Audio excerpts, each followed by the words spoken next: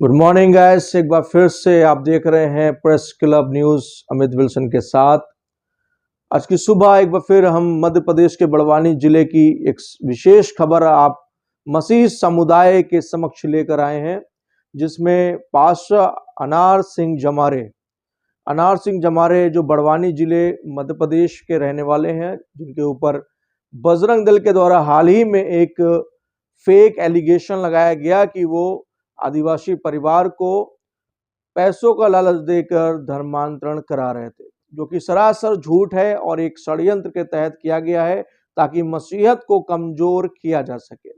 कई बार इस तरह के षड्यंत्र जो है बजरंग दल, विश्व हिंदू परिषद, वीएचपी लगातार जो है इस तरह की कूटनीति अपना रहे हैं, जिसमें फिर से वो मात खा गए, क्योंकि अनार सिंह जमारे अपनी एफआईआर कॉपी को लेकर कोर्ट के दरवाजे में पहुंच गए और जहां पर जज ने उनको क्लीन चिट दे दी और कहा कि पुलिस की जो कार्रवाई है वो बिल्कुल फर्जी है, सरासर गलत है। तो कई बार पुलिस भी इनके बहकावे में, इनके दबाव में आकर सीधे साधे पक्ष को भी दोषी बना देती है। पुलिस ही अपराधी बनाती है और पुलिस ही बरी करती है। दोनों काम आज के समय में पुलिस कर रही है, लेकिन सबसे ज्यादा जो टारगेट किया जा रहा है इस समय जो समाज है वो मुस्लिम समाज और ईसाई समाज है, जिसको लेकर के यूएन में बड़ी चर्चा चल रही है, यूनाइटेड नेशन में भी। और भारत उन लिस्टों में नाम डाल दिया गया जहां पर धार्मिक स्वतंत्रता की आजादी नहीं है। भारत की छवि लगातार ये नारंगी संतरे खराब कर रहे हैं। भारत का माहौल खराब करने की साजिश है। अब या यूं कह लीजिए, चुनाव को देखते हुए ये पूरे मध्य प्रदेश, उत्तर प्रदेश या संपूर्ण भारत के कोने कोने में माहौल खराब करने के लिए ये कार्यरत हैं। इस समय जो संपूर्ण देश में चल रहा है वो भारतीय जनता पार्टी के इशारों पर कह लीजिए, बजरंग दल के इशारों पर कह लीजिए कि ईसाई समुदाय को लगातार टारगेट किया जा रहा है।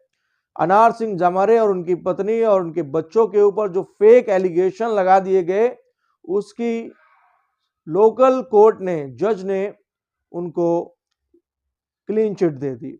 मैं आप सब से कहना चाहता हूं, अनार सिंह जमारे के लिए आप सब अपने अपने चर्चेस में, अपनी अपनी मंडलियों में, अपने अपने प्रार्थना भवनों में प्रार्थना करें। अनार सिंह जमारे के लिए जो आपके सामने तस्वीर नजर आ रही है, ये पास्टर अनार सिंह जमारे हैं, जो कि मध्य प्रदेश के बड़वानी जिले में अपनी सेवा कर रहे हैं और अपने परमेश्वर की आराधना कर रहे हैं, जिससे कट्टरपंथियों को आग लग रही है।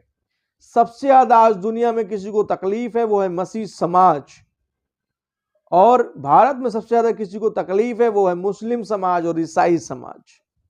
मैं आपको बता दूं, आज माइनॉरिटी में सबसे ऊपर दो ही कम्युनिटी हैं, जिसे हम 15% या 14% वाले मुस्लिम समुदाय की बात कर लें या 2.5% वाले क्रिश्चियन समुदाय की बात कर लें। इन दोनों समुदाय से इन्हें कट्टरवादियों को बड़ी समस्या है। पहले हम बात कर लेते हैं कि ये क्रिश्चियन स्कूलों में अपने बच्चों को पढ़ाएंगे, एडमिशन के लिए तड़पेंगे, फिर वहीं से अपने बच्चों को पढ़ा लिखा कर ये हमारे स्कूलों का ये विरोध करेंगे, चाहे वो प्रोटेस्टेंट स्कूल हो चाहे कैथोलिक स्कूल हो, ये उन स्कूलों का बहिष्कार करते हैं। तो इससे बड़ा दोगलापन कहां है। फिर हिंदू तत्व की बात करते हैं, आपके अपने ही बच्चे जो हैं वो क्रिश्चियन कॉन्वेंट स्कूल में पढ़ना चाहते हैं और पढ़ भी रहे हैं बहुत सारे। अभी हाल ही की घटना है सेंट जोसेफ विदिशा मध्य प्रदेश की, जहां पर बच्चे एग्जाम दे रहे थे और कुछ गुंडे, नारंगी संतरे, भगवाधारी ये वहां पर पहुंच करके स्कूल की तोड़फोड़ कर दी और अफवाह उड़ा दी धर्मांतरण। देश के अंदर ये सबसे बड़ा मुद्दा बन गया है। पुलिस भी इस पर विचार नहीं कर पा रही, पुलिस भी गुमराह हो रही है, और यूं कह लीजिए गुमराह नहीं हो रही है, पुलिस दबाव में काम कर रही है। और वहां पर दो सिपाही विदिशा स्कूल सेंट जोसेफ में सिर्फ वीडियो बनाते रह गए और कट्टरपंथियों ने तुरंत वहां पर पत्थरबाजी कर दी। पुलिस की ड्यूटी क्या थी कि उसी समय वो वहां कंट्रोल रूम में फोन करके वहां से अधिक थानों की फोर्स बुलवाना चाहिए, लेकिन पुलिस वो काम छोड़कर तमाशा को देख रही थी, तमाशागीन बनी थी यूं कह सकते हैं आप, और पुलिस वीडियो उतार रही थी। लेकिन वहीं दूसरी तरफ हरियाणा की पुलिस, जो भी हरियाणा यीशु धाम चर्च पर हमला हुआ है, हरियाणा की पुलिस ने तारीफ काबिल काम किया है। वहां पर कट्टरपंथियों को चर्च के अंदर घुसने नहीं दिया, वन इन नारंगियों को खदेड़ दिया। सो कई जगह पर पुलिस गुमराह हो रही है ज्ञान न होने के कारण, कि धर्मांतरण आपके कहने से नहीं हो जाता है। जिसका धर्मांतरण हुआ है वो खुद भी सबूतों के साथ थाने में बैठे, कोर्ट में बैठे। आप आरोप लगाएंगे, पादरी बरी होते जाएंगे, क्योंकि आपके पास कोई सबूत नहीं है, सटीक सबूत नहीं है जिसका धर्मांतरण हुआ हो और वो व्यक्ति आकर थाने में, कोर्ट में, जज के सामने ये कह सके हाँ साहब मुझे इन्होंने ईसाई बनाया। और ईसाई बनाया तो ईसाई ऐसे नहीं बनता है। बैप्टिज्म सर्टिफिकेट, बपतिस्मे का संस्कार, डिक्लेरेशन फॉर्म पर सिग्नेचर करके डिक्लेरेशन देना होता है, तब एक व्यक्ति मसीह बनता है। मैं इस मुद्दों पे नहीं जाना चाहता। मैं चाहता हूं आप सब अनार सिंह जमरे पास्टर के लिए दुआ करें और अपने समुदाय में हो रही तमाम घटनाओं को मुझ तक भेजें। जिस तरह तमाम लोग मेरे साथ ज्वाइन होकर कार्य कर रहे हैं अलग अलग जिलों से, आप भी प्रेस क्लब न्यूज का अंग बन सकते हैं। आपको एक आईडी कार्ड दिया जाएगा। उस आईडी कार्ड के माध्यम से आप संपूर्ण भारत में कहीं पर भी घूमकर ट्रैवल करके आप अंदर की सारी खबरें जो हमारे समाज में सताव हो रहा है ला सकते हैं। हम इन्हीं सब खबरों को इकट्ठा करके यूएन के फॉरेन मीडिया को भेजने की तैयारी में हम ही नहीं है, तमाम और भी ऐसे मीडियाज हैं जो भारत की खबरें बाहर भेजना चाह रहे हैं, क्योंकि जो जुल्म यहां पर अल्पसंख्यकों पर हो रहा है वो शायद किसी और देश में नहीं होता होगा। यहां पर लगातार मुस्लिम समुदाय को टारगेट किया जा रहा है, ईसाई समुदाय को टारगेट किया जा रहा है, और इनका एक ही एजेंडा है कि ये दोनों बढ़ने वाली कौमों को रोका जाए।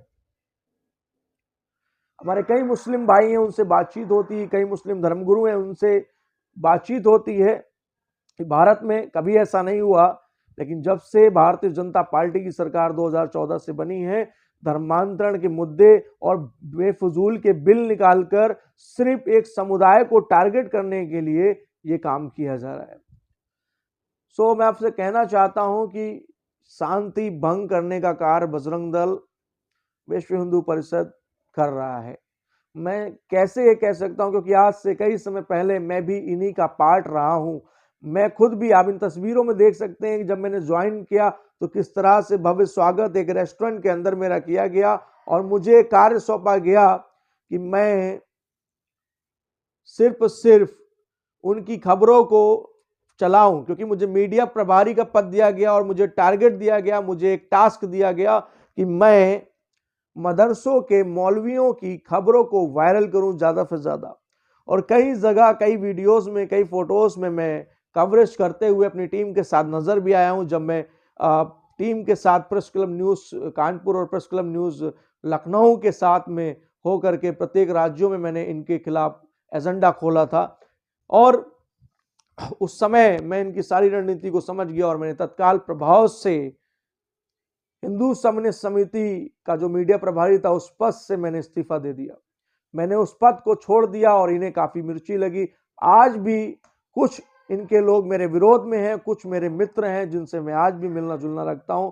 वो शांति बातों को करते हैं क्योंकि सेकुलरिज्म उनके दिमाग में नहीं है। कुछ ब्रेन वॉशड हैं जो देश के अंदर दंगा फैलाने का कार्य कर रहे हैं, देश के अंदर मुस्लिमों को टारगेट करने का कार्य कर रहे हैं। ईसाइयों के चर्चेस पर हमला जो हो रहा है वो उसका कारण यह है कि चुनाव नजदीक है, साथ ही साथ इसे राजनीति से भी जोड़ सकते हैं, साथ ही साथ ये पॉपुलैरिटी भी चाहते हैं। ये पॉपुलैरिटी पाने के लिए और अदर हिंदू भाइयों के दिमाग को ये वॉश करना चाहते हैं। लेकिन बहुत सारे हमारे हिंदू भाइयों का मैं धन्यवाद देता हूं जो अच्छे से इनके प्लान को, इनकी योजनाओं को समझते हैं। ठीक है, कई हमारे मित्र हैं वो भी इनकी योजनाओं को, प्लानों को समझते हैं, क्योंकि जहर घोलने का कार्य नफरती गैंग लगातार कर रही है। और इस तरह से हमारे क्रिश्चियन पास्टरों को, जो सीधे साधे तरह से, जो किसी भी क्राइम में उनका नाम नहीं है, गवर्नमेंट सर्वे करवा ले, किसी भी अपराध में वो उनके खिलाफ कोई चार्जशीट नहीं छपी, लेकिन वही गुंडे जिनके ऊपर हजारों मुकदमे हैं, वो चर्च में वो गुंडे जाकर के एक निष्पक्ष निष्कलंक व्यक्ति पर धर्मांतरण का आरोप लगाते हैं। पुलिस को भी इस पर सोचने की जरूरत है कि ईसाई समुदाय क्राइम में कभी इन्वॉल्व नहीं रहा है, न रहेगा। भारत की रिपोर्ट मंगा लीजिए आप। मैं अभी आरटीआई डालकर पूरे उत्तर प्रदेश के थाने और मध्य प्रदेश और भारत के एक एक थाने से आरटीआई डालकर मैं ये मंगवा रहा हूं कि कितने ईसाई अपराधी हैं, एसटी शीटरों की लिस्ट में ईसाइयों का नाम है या नहीं है। आप जान जाएंगे कि क्रिश्चियन समुदाय कितना शांतिप्रिय समुदाय है। और उस आरटीआई की रिपोर्ट को मैं प्रेस क्लब मीडिया के सामने भी, अदर मीडिया के सामने भी लेकर के बैठूंगा और प्रेस कॉन्फ्रेंस करके अपनी टीम के साथ मैं चाहता हूं कि समाज जाने इस बात को कि क्रिश्चियन समुदाय लूट और घूसखोरी में इन्वॉल्व नहीं है। इस बात को जानने की जरूरत है। चैनल के माध्यम से आप सब देख रहे हैं इस समय लगातार, और चैनल जो है आपको पूरे भारत में देखने को मिल रहा है कि बजरंग दल, विश्व हिंदू परिषद और ये जो इनकी नारंगी संतरों की गैंग है, ये लगातार देश के अंदर अशांति क्यों फैला रहे हैं। क्योंकि यूपी का चुनाव बहुत ही नजदीक है और यूपी के चुनाव को लेते हुए अगर हम बात करें उत्तर प्रदेश के अंदर जो योगी आदित्यनाथ बाबा जी बैठे हैं, ये बाबा जी जब भी ये माइक पर बोलते हैं नफरत ही फैलाते हैं। रीजन क्या है? ये हिंदुओं को एक करने की जो साजिश इन्होंने रची है। हिंदू पहले भी एक था, आज भी एक है, लेकिन इनके अनुसार हिंदू अभी खतरे में है। इनका कहना है कि मुस्लिम समुदाय के लोग हिंदुओं का शोषण कर रहे हैं।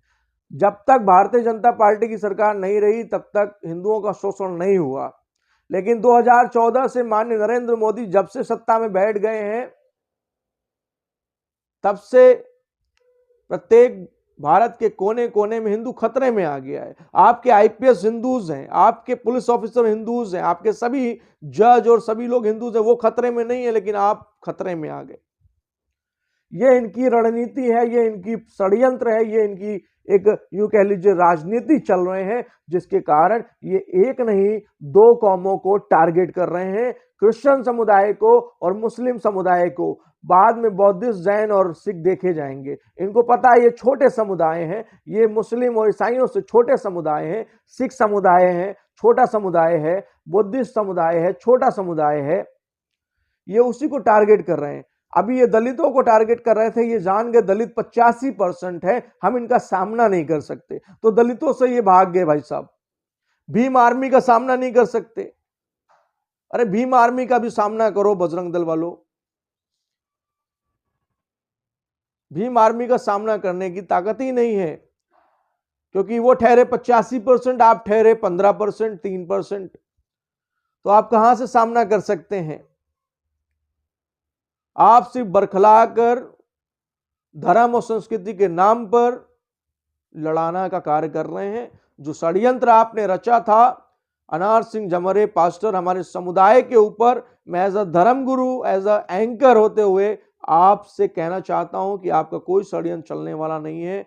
उत्तर प्रदेश की जनता भाजपा को देख चुकी है और सर्वे जहां जहां हो रहा है भाजपा वहां पर पलटी खा रही है।